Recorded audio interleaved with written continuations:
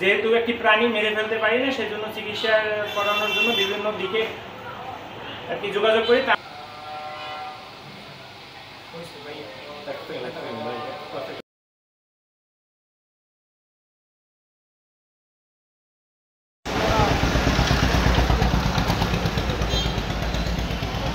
দেন মানে ওই যে রিপোর্ট দেন, আমারে ফিল্ম বের করে, আমি দেখতেছি সর্বোচ্চ ঠিক আছে।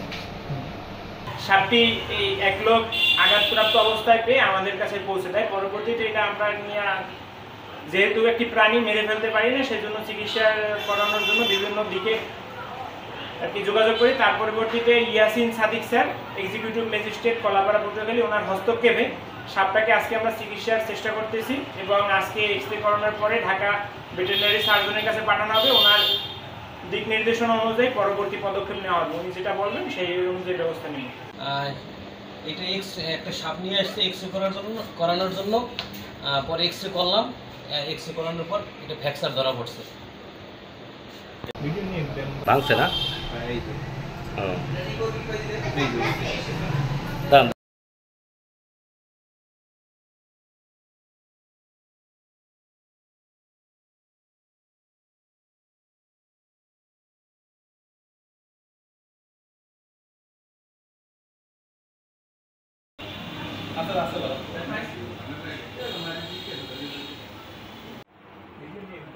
আরেকটা ওই যে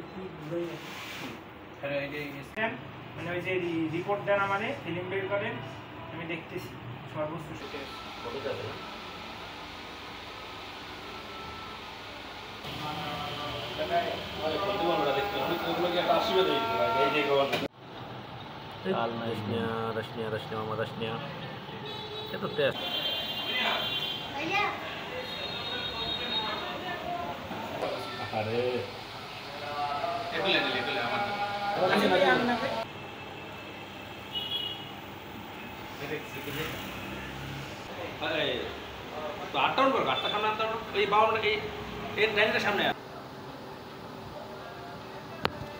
খারাপ হয়।